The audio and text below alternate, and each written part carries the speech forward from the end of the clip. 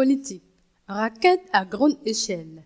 Le gouvernement évoque des habitudes décennales et promet des sanctions. Le gouvernement ivoirien, en réaction aux rackets à grande échelle, dénoncé lundi par l'ONG de défense des droits de l'homme, Human Rights Watch, HRW, dans un rapport, a évoqué des habitudes décennales en promettant de la foulée des sanctions contre ceux qui seront pris dans ces actes. Ce sont des habitudes décennales que nous déplorons, a déclaré à APA le ministre de la Justice, des Droits de l'Homme et des Libertés publiques, Mamadou Yenema Coulibaly, au marge d'une conférence de presse animée à la faveur de la visite d'État du président Alassane Ouattara qui démarre mardi dans le district des Savanes. Le gouvernement prendra ses responsabilités. Celui qui sera pris dans ces actes de racket sera sanctionné, a-t-il promis en faisant remarquer que la lutte contre le racket est un combat de longue haleine. L'ONG de défense des droits de l'homme Human Rights Watch révèle dans son rapport que les forces de sécurité stockent régulièrement et ouvertement de l'argent au barrage routier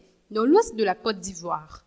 Elle a dit avoir interrogé 82 victimes et témoins de ces pratiques dans l'ouest du pays. Ces barrages routiers mis en place en principe pour lutter contre les sécurités résultant des incursions transfrontalières et des actes de banditisme sont devenus une entreprise lucrative et criminelle pour les militaires et les gendarmes dont les exactions menacent les moyens de subsistance et le prix des denrées alimentaires dans une région déjà dévastée par la crise post-électorale de 2010-2011, a expliqué l'ONG dans son rapport argumenté par le chercheur Matt Wells. Il arrive que les membres des forces de sécurité menacent, détiennent illégalement et même passent à tabac les personnes qui ne peuvent ou ne veulent pas les payer. Même des personnes qui doivent se déplacer pour obtenir des soins médicaux sont visées. Dans un cas, le retard aurait pu contribuer au décès d'un enfant de 3 ans, ajoute l'ONG. Alors que le gouvernement avait au départ promis de prendre des mesures énergiques contre l'extension aux postes de contrôle,